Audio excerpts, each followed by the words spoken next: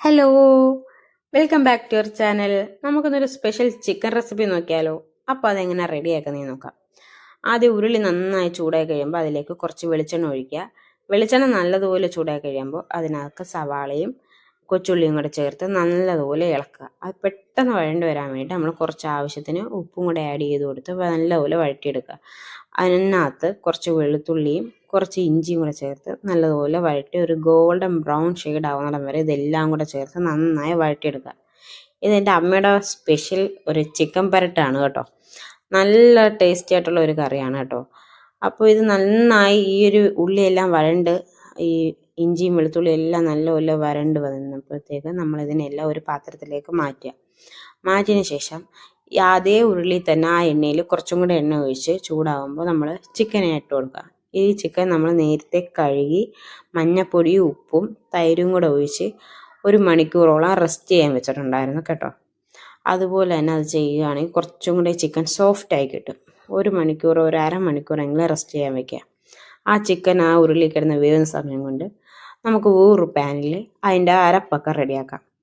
അതിനായി നമ്മൾ ഇവിടെ മുളക് പൊടി, മല്ലിപ്പൊടി, മഞ്ഞൾപ്പൊടി, മസാലപ്പൊടി ഇതെല്ലാം കൂടെ വേറൊരു പാനിൽ കുറച്ച് എണ്ണ ഒഴിച്ച് നല്ലതുപോലെ മൂപ്പിച്ചെടുക്കുക. ഈ പൊടികളെല്ലാം നല്ല മൂത്ത് അതിൻ്റെ പച്ചമണമൊക്കെ ഒന്ന് മാറി ഇതിൻ്റെ കളർ നല്ലപോലെ ചേഞ്ചായി നല്ലൊരു ഡാർക്ക് ബ്രൗൺ ഷെയ്ഡായി മാറുമ്പോഴത്തേക്കും ഈ ചിക്കന് വെന്തിറങ്ങിയ വെള്ളം നമ്മൾ ഈ മസാലയ്ക്കകത്തോട്ട് ചേർത്ത് കൊടുക്കും.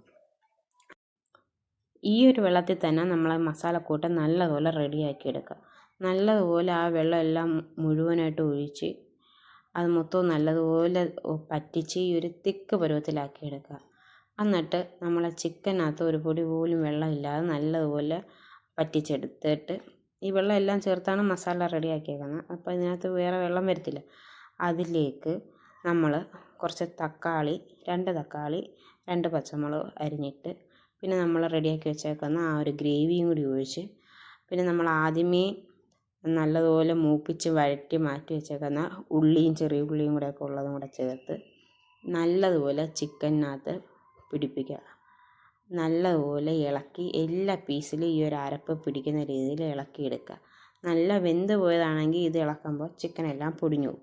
അതുകൊണ്ട് ഒരു ഹാഫ് കുക്ക് ആകുമ്പോഴേ മസാല കൂട്ട് റെഡിയാക്കി ആ വെള്ളം ഉപയോഗിച്ച് ചേർത്ത് ഉണ്ടാക്കുക. ഇനി ഇതിലേക്ക് ആവശ്യത്തിന് കുറച്ച് മല്ലിയിലയും കുറച്ച് കുരുമുളക് പൊടിയും ഇപ്പോൾ ആവശ്യത്തിന് ഉപ്പുണ്ടായോ എന്ന് നോക്കിയിട്ട് ഉപ്പും കൂടെ ആഡ് ചെയ്ത് കൊടുക്കുക. എന്നിട്ട് നല്ലതുപോലെ ഇളക്കി എല്ലാം കൂടെ കൂട്ടി യോജിപ്പിച്ച് വെച്ച് അടച്ചങ്ങ് വേവിക്കുക. ഇത് അടച്ച് ഇരുന്ന് വെന്ത് കഴിയുമ്പോൾ ബാക്കിയും കൂടെ ചിക്കൻ നല്ലതുപോലെ വെന്ത് നല്ല സോഫ്റ്റാവും. അപ്പോഴത്തേക്ക് ഈ അരപ്പൊക്കെ ചിക്കനിലൊക്കെ പിടിച്ച് നല്ലതുപോലെ ഒരു മണവും അടിപൊളി ഗ്രേവിയും നല്ല കാണാനും ഭംഗിയാണ് ചിക്കൻ പരട്ട്, തിന്നാൻ അതിലും അടിപൊളിയാണ്. അടിപൊളി ടേസ്റ്റിൽ ഒരു ചിക്കൻ പരട്ട് റെഡിയാക്കാൻ പറ്റും. എളുപ്പമാണ്. മസ്റ്റ് ട്രൈ ആയിട്ടാണ്. അപ്പോൾ ബൈ.